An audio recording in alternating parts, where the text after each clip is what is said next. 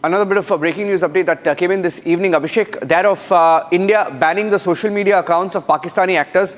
Some of these Pakistani so-called celebrities, former cricketers, have been in overdrive. And then you contrast what they are doing to how Indian so-called cricketers, so-called celebrities are responding, not saying a word, Abhishek. But it was about time that India banned those accounts. Well, it's a graded response, Niranjan. So we have done one more strike on Pakistan by making sure that the Pakistani civilian aircraft also do not overfly Indian space. And now, in this case, having already decided not to allow Abir Gulal, a Bollywood flick which has a Pakistani actor in it, to be released in India. Now, social media handles of many of the Pakistani actors, celebrities, etc., to be banned. In a way, they don't have much following in India, but this is about sending across a message, and so that's what it is. Rakshita's live on that story. Rakshita, we've seen these Pakistani actors go on an overdrive. In fact, they're so organized here on Pakistani media that they're giving out interviews, right? Making these, they come begging to India for business. Many of them are still working with Bollywood secretly. In fact, there is some guy called Fawad Khan who is that his video?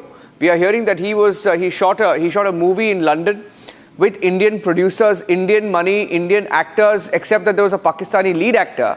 And, they sneakily, Bollywood tried to pass off that movie until, many of them protested after the Pahalgam attack, had to be stopped. But all of them are happily giving interviews to the news media in Pakistan, talking about India, making comments against India, including cricketers. But for some reason, maybe our cricketers are too busy with the IPL.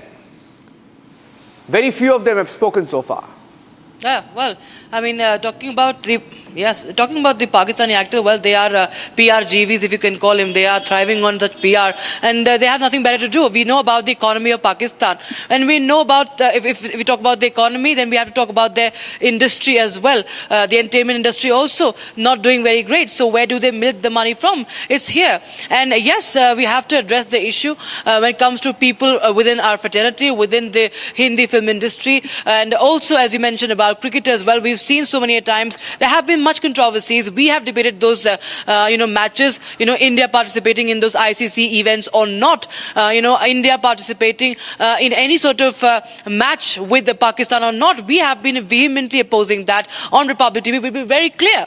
But I don't know, because of some few money for some dollars, for some crores and millions of rupees, it's really questionable, right from the board of control for cricket in India to other stakeholders, from the broadcasters. It's really something that becomes really obscene if you see what's happening in Pahalgam, what has happened in Pahalgam. If even after that, these people, right from the broadcasters to those in the film industry, they continue to advocate, for, things like, something like music knows no. I think I'm getting an echo in my ear. I just please fix that.